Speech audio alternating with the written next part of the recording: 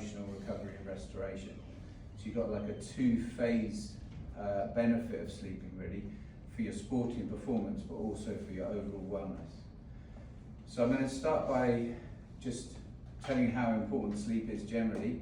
So hopefully, if you don't already think it's really important, you will think, okay, yeah, this is a really important area.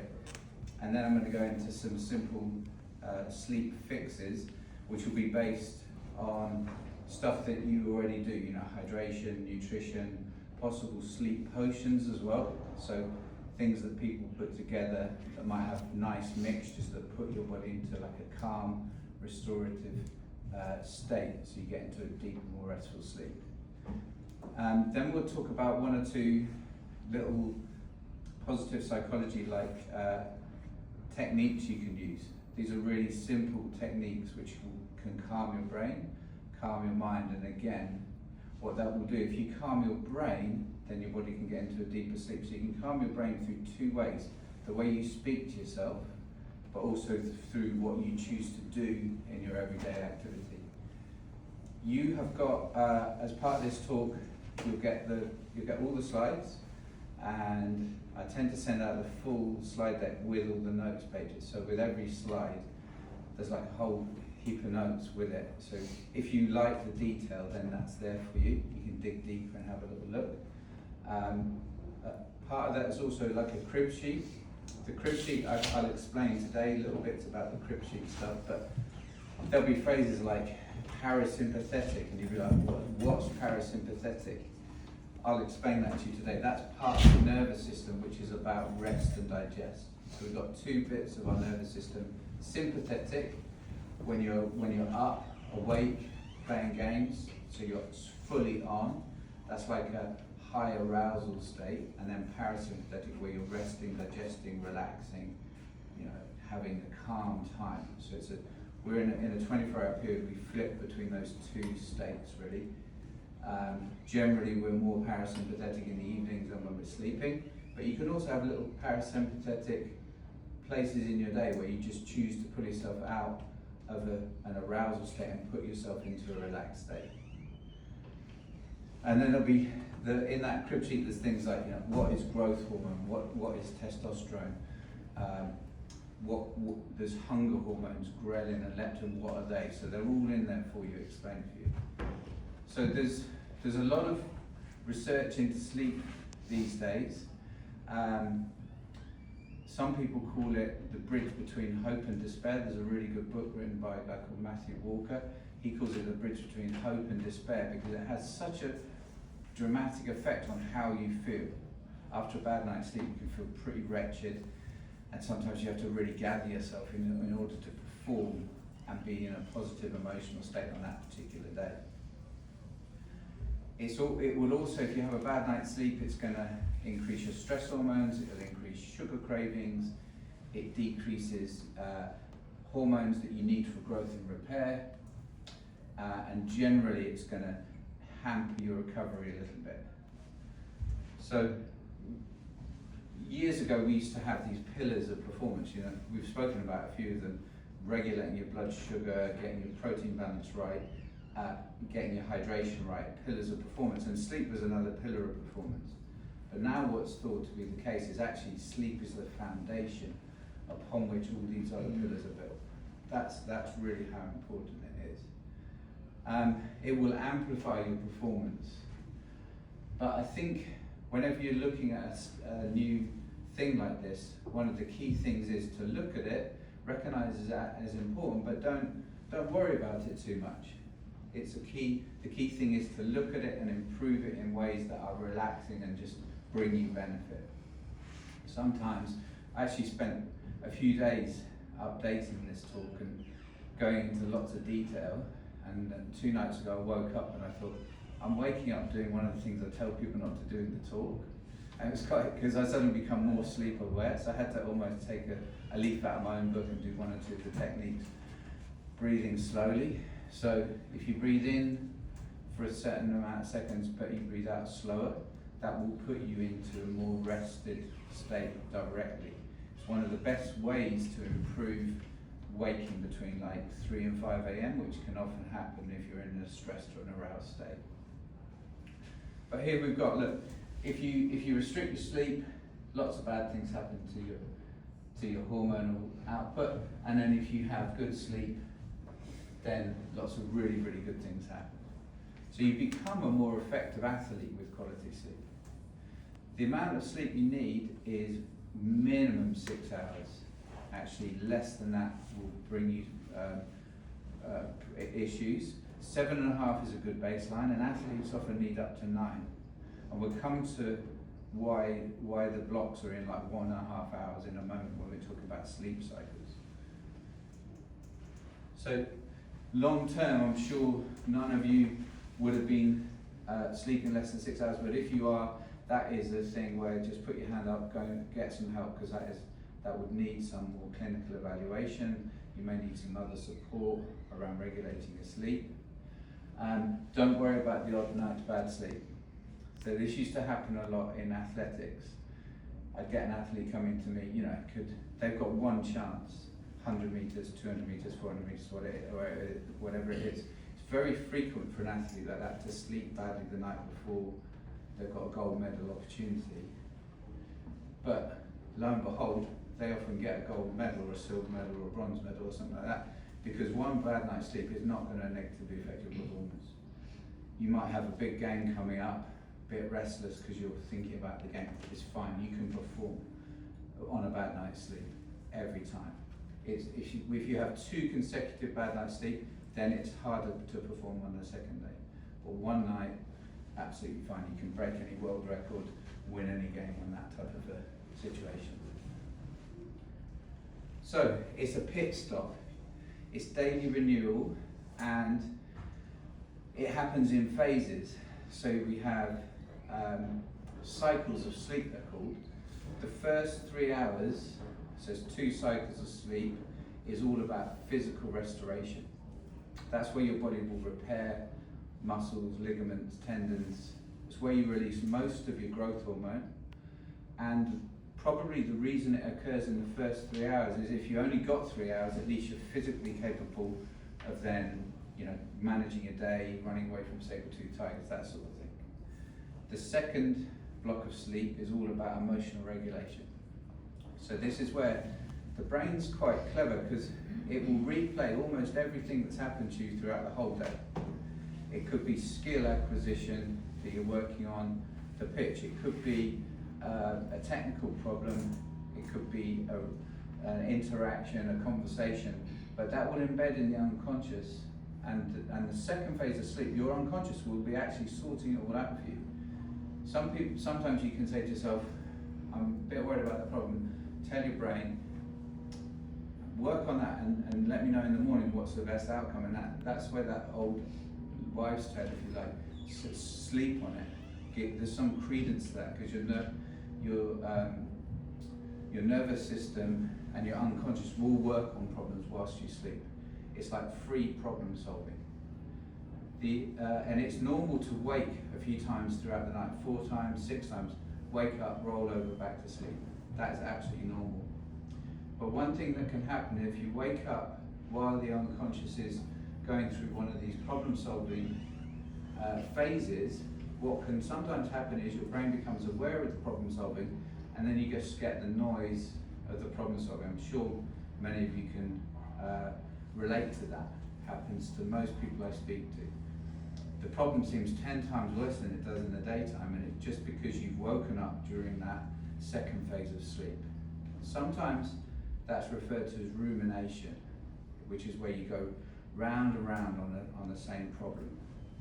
It's taken from where cows chew grass again and again and again until they can digest it. We don't need to maybe dwell on problems, go round and round and round. Most problems have a few solutions. But humans are particularly bad at dwelling on the same thoughts, and maybe that can drive a negative phase of sleep. That's where some of the positive psychology techniques come into their most power, is that ways that you can prevent your brain from ruminating will then help you have a more restorative, deeper, more restful sleep. Okay, so there's some of the cycles of sleep. This is a deep sleep. This is, if someone tried to wake you up here, you're going to feel pretty dreadful. It's really deep sleep. Sometimes it's going to be hard to rouse somebody. But here, this is the way you'll be dreaming, rapid eye movement. So if you've got cats and dogs and things, you sometimes see their eyes going crazy and they're like chasing after birds and stuff.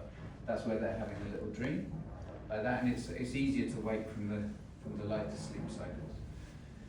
A sleep cycle is 90 minutes. So this is where we have 6 hours is your minimum, 7 hours is brilliant, and sometimes in hard training like pre-season you might need the full 9 hours. Now if you wake up mid-cycle, this is sometimes where you can wake up 6 really refreshed, you go back and sleep at 6:45 or 7, it's time to wake up and it feels really difficult to get out of bed because you've gone back into a deeper sleep cycle. So you're not fully coming out of that 90-minute sleep cycle.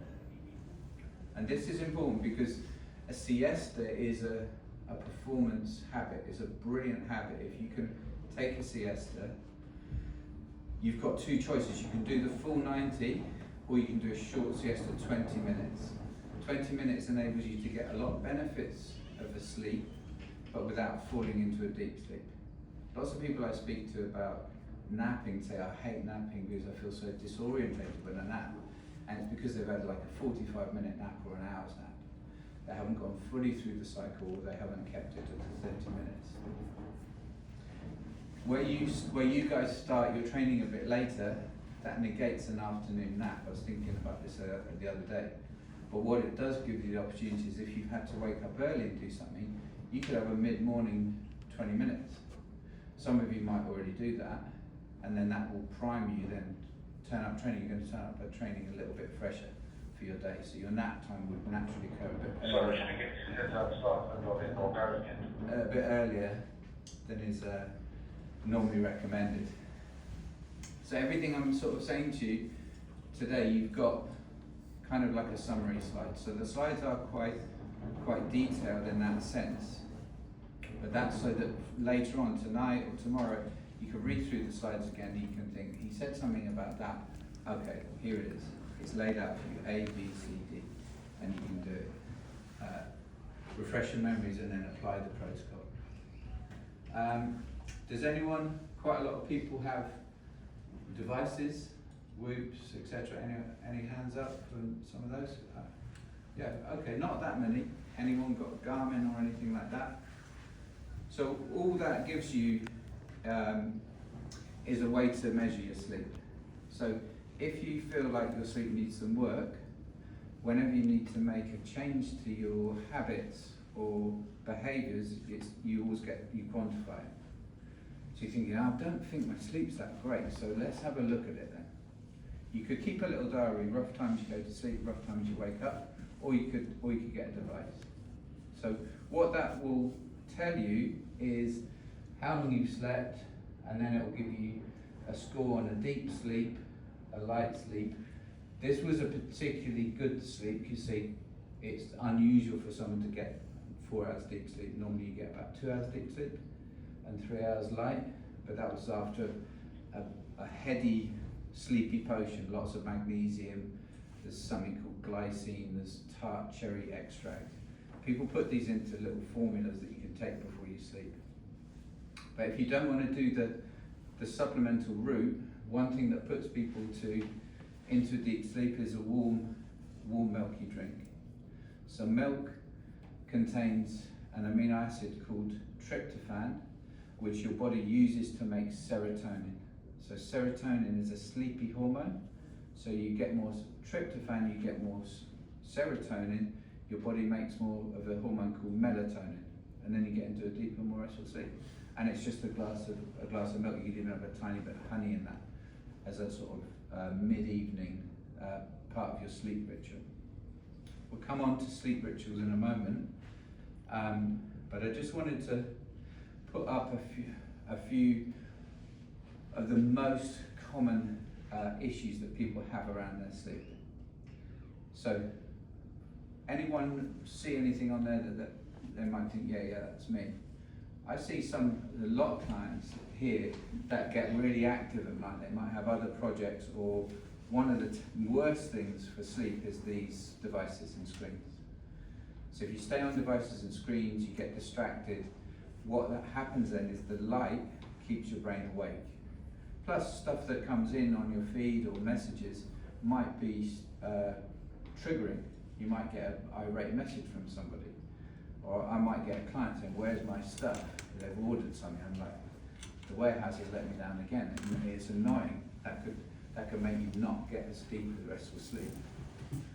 So this is one of the most common symptoms: overstimulation towards the evening period. For athletes, particularly you guys, that's going to be one of the most common ones. The second most common one is going to be waking between 3 and 5 a.m. This can be down to overtraining. It can be down to lack of hydration or electrolytes.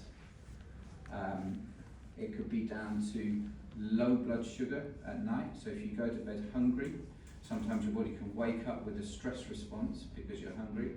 So a little protein snack before you sleep can really help stabilize your blood sugar and keep you in a more deeper restful sleep. Sometimes you're going to have to get up early, that just happens. And sometimes you might have stuff going on in your life which is causing the brain to go round and round and round. And that's when you might wake up between 3 and 5, and then the old negative thoughts come in and do that. The other ones are less common, but they do happen. So I've had clients who've gone through phases where they're just dreaming so much they don't feel like they're sleeping that deeply. It's an odd one, but it does occur. Sometimes you can sleep really long, but you wake up absolutely knackered, and the most common cause of that would be alcohol, honestly. So you sleep a long time, you're really tired, but you wake up depleted because the alcohol has stopped you going into deep restful sleep. Hopefully you guys, that's not too much of a frequent occurrence. This will be though, late matches. So when you switch on for a 7:45 kickoff, you might use some caffeine. Adrenaline's flowing, so getting to sleep after late games can be a real one to target. I've got some protocols for you for dealing with that. So that's hopefully highlighted how important sleep is, plus giving you some little tips already on how you can fix sleep. But I wanted to jump straight in with, this is kind of like, if you took home one slide from today, this would be the one to think about, which is going to give you the most benefit for a deeper restful sleep. So we can go through this. This highlights the importance of a sleep routine. So I saw something just this morning, and I was just looking around seeing if there's anything last minute that I'd missed on sleep, and I won't be absolutely correct on the hours, but it was something like a 10. It was called 10-5-3-2-1-0, and it was about what you do in the hours before you sleep. So 10 hours before you go to sleep, stop having any caffeine. So caffeine has a half-life, quite a long half-life. That means it takes a while for the caffeine to drop to half of its effectiveness.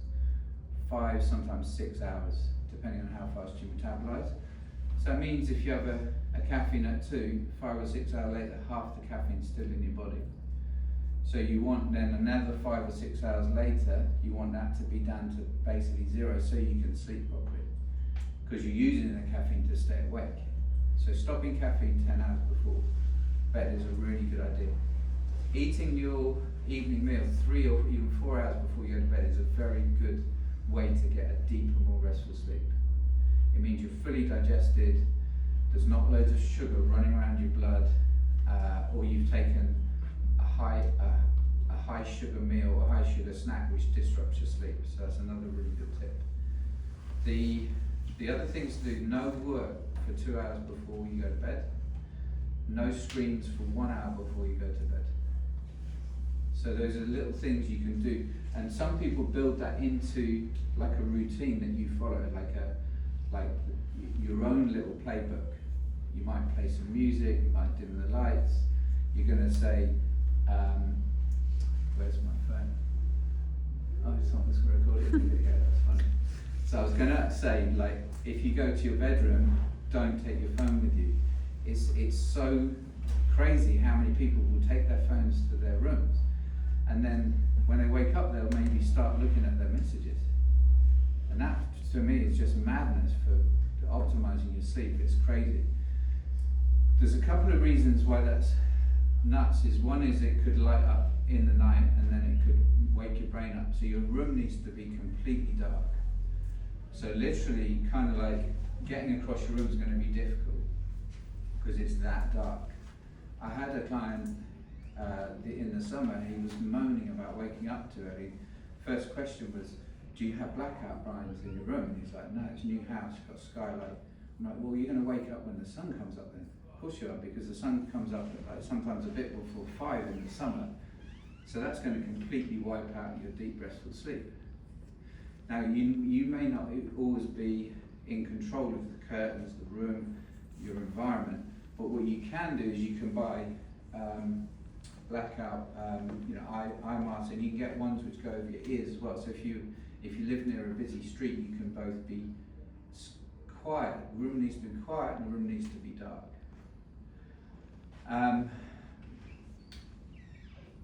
Your bedroom shouldn't really have a TV in it. So again, that's another thing. If sometimes if people have TVs in their bedroom, they'll be watching TV until they go to sleep.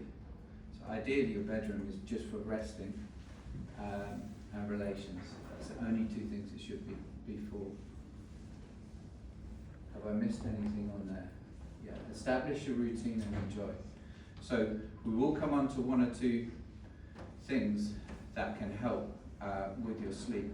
But some of the best things are things like magnesium, and actually just taking more omega-3 can help with your sleep, and actually eating more vegetables. So we're back to like the vegetable scanner.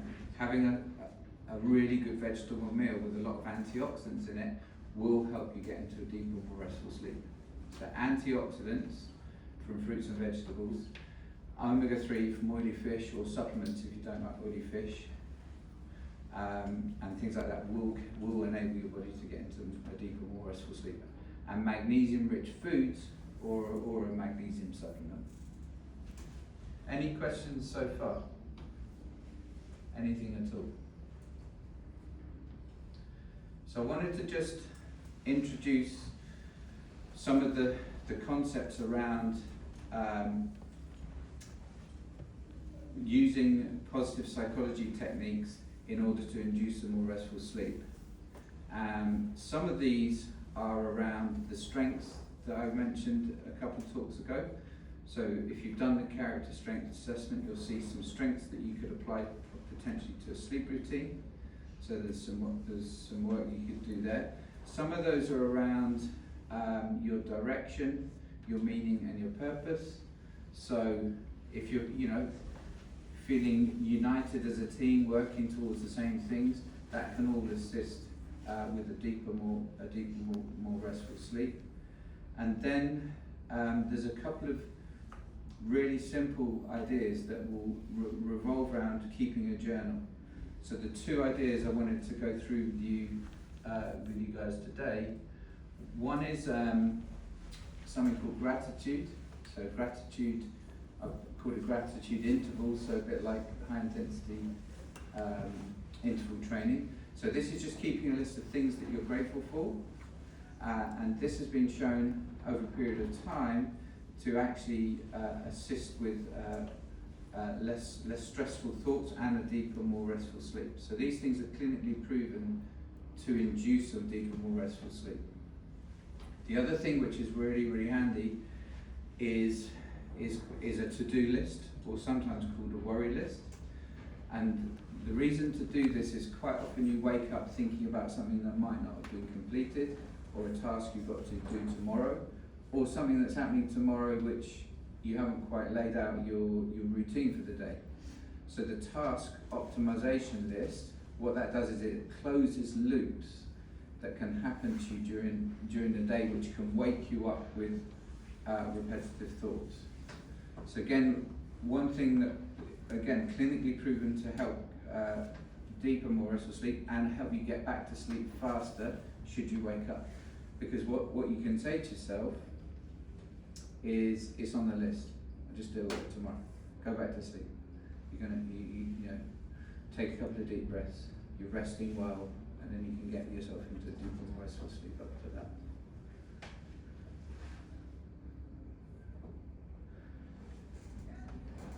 Okay, so what we're going into next is just a quick nod to the thing I began saying at the beginning of the talk, which is when you begin to look at something, sometimes becoming aware of it can make you maybe a bit more thinking about it, but what I don't want you to do is become anxious for it. So rather than say to yourself, I want to try harder to sleep, on the back of this, the phraseology that you could potentially use is, I want to become the kind of person who protects my recovery, or I want to become the kind of athlete who has an awesome nighttime routine. I'm not the type of athlete that takes my phone to my bed because I want to get more deeper, more restful sleep. So one common excuse of taking your phone to your bedroom is you may think you need it for an alarm to wake up. If that's the case, then you can put it on airplane mode and put it away from your bed, so you're not getting any interference. Put it face down just in case it's still on Wi-Fi and the messages are still coming in. When the messages come in, sometimes it lights up your screen. So you can do it like that if you absolutely have to use it for an alarm. But otherwise, you can just get an old-fashioned alarm clock and get one which isn't like LED lights. Because even the LED light can be a bit too light for your brain. So you want an old-fashioned analog one. Yeah, so it can be just the ones with the hands, in other words. Yeah, which go, they beep in the morning. You have to hit the top of the alarm. They're quite old school, but they do work to help you wake up at the right time. All right. So what I would do now is just dig a tiny bit deeper. And we'll go again, not for too much longer, because I'm trying to keep these talks short and punchy. And we'll just allude to the four most common sleep problems. So there's the difficulty falling asleep, which is where your brain is switched on too much in the evening time. There's the broken sleep with the 2 to 4 a.m. wake up. Sometimes you can get the 5 a.m. wake up and then you can't get back to sleep. That's another one. And for most of you, hopefully, you're not sleeping less than 6 hours, because otherwise, you need to refer yourself for a more detailed sort of clinical evaluation.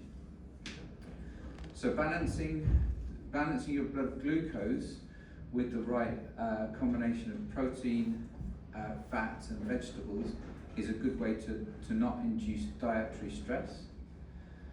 And actually, I don't know if any of you have taken lower carbohydrates at night, but sometimes that's not a good idea for sleep, because actually having some carbohydrates with your evening meal will help your body push more of that amino acid I was called tryptophan. It pushes more of it into your brain. So sometimes if you are cycling carbohydrates, then by all means take a bit less earlier on in the day, but if you're looking to support your sleep, then you may put some quality carbohydrates in the evening meal. So that again, you're not feeling too hungry going to bed, but also you get that sleepy feeling from eating some carbohydrates, because it will push the serotonin through. You've got your evening routine, digital switch off, and then you've got a couple of breathing techniques that I've sent to you in your sort of bump alongside this talk. But some of the easiest ones are just 5 minutes, where you might breathe in for 5 seconds and out for 6 seconds. It's as simple as that, and you just do that once in the evening, and you shift yourself into that parasympathetic, deeper sleep sort of mental and physical state. The total stress that you're under will obviously dictate how relaxed you feel, and your body has an inability to distinguish between psychological and physical stress. So what we're doing here is we're taking away the obvious sources of physical stress, i.e. dehydration, too much caffeine, too much sugar, things like that. And then we're looking at ways that we can calm the mind by taking away unnecessary thoughts. So with that combination, you're going to be reducing the effects of stress on the system. And one of the methods of doing that is around building your ability to handle stress and also see stress as an opportunity rather than a negative. So there's a lot of ways that people can perceive stress. Two different people might have the same situation. One feels very stressed out, and the other person just looks at it as a challenge or an opportunity. And pretty much every time you have a stressful or obstacle type situation in your life, is an opportunity to overcome it or work around it. There's a very good book called The Obstacle is the Way by a guy called Ryan Holiday. And it is a fact that we will be challenged by constant obstacles. I've said before that you will always need a plan A, B and C, and this is where we look back to the goal setting techniques. Something's got in your way, there's an adverse situation, so we look to how we can work around it. And again, the reason this is important, because if you facilitate opportunities for the brain and you don't perceive that the stress as a blocking factor, it reduces the psychological stress and then you sleep a bit deeper. It's as simple as that. It's a simple ABC in terms of consequence, stress, or less restful sleep. This one's quite interesting because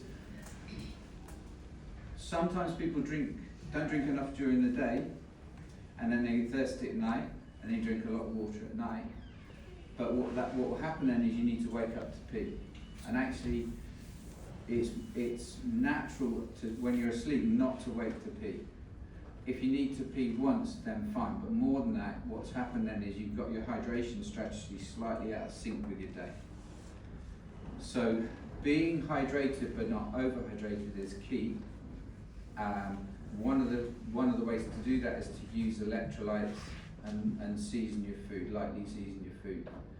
There's a number of ways that the right amount of sodium actually reduces some of the stress response in the body. So taking electrolytes is really, really important. And going to sleep not dehydrated is important, because the other common cause of wakefulness is dehydration. I don't know if any of you have woken up and then gone to the loo and had a couple of mouthfuls of water out of the tap, and then almost immediately you can get back to sleep because it was the dehydration that was keeping you awake at that point. So it's a fine balance, optimizing hydration, but not overdoing it so you're in and out of the bathroom all night. The other thing to do is called chrononutrition, and this is what I was talking about earlier. This is where if you take your meal 3 or 4 hours before you go to bed, this will enable your body to dispose of the food, and actually once the food's gone, there's a process in the brain which is like a cleaning process in the brain. It's almost like a washing machine process. Your brain will clean itself, clear debris, and it will be healthier the following day as a result of sleeping with less food in the system. The one caveat there is if you wake up hungry, then a light evening protein snack will help with that. So there's two things there. Ideally go to bed with minimum food, but if you're waking hungry between 3 and 5, sometimes you need a protein hit just before you go to bed. That brain cleaning effect is called the glymph. It's the immune system in the brain. It's one way that your brain stays younger for much longer as you get older. So deep restful sleep will protect people, your parents, your grandparents, from things like dementia and Alzheimer's because of that brain cleaning effect. We'll wrap up just with a couple of lists here of things you can use to optimize your sleep. So obviously you guys are restricted by safe supplementation type of scenario, so you can't go just on Amazon and buy anything. But the companies that you can use will all make something in their range for sleep. I think SIS make quite a good sleepy mix with zinc, magnesium. It's got some cherry extract in that. Healthspan make a pure magnesium, so you could just try that on its own if you want to. I'm not sure what Nutrition X does, but there will be a informed sport solution for some sleep problems. So if you're not trying any of these things out at the moment, you could look to start with one. With anything like this, any intervention like this, I'd probably recommend you don't just go out and buy 5 things and start them all on the same night, because you'll probably sleep like a baby. You might not even be able to wake up very well the next day, but you won't know which one's working. Okay, so pick one, pick a good one, roll with it for a bit, and if you like monitoring things, you could use some sort of device to look at how it affects your deep sleep and how it affects your light sleep and so on. All right. Anyone got any questions at all based on today's chat?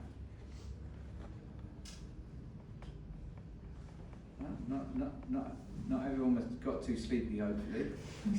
A sleep-inducing talk. Brilliant. Well, look, I would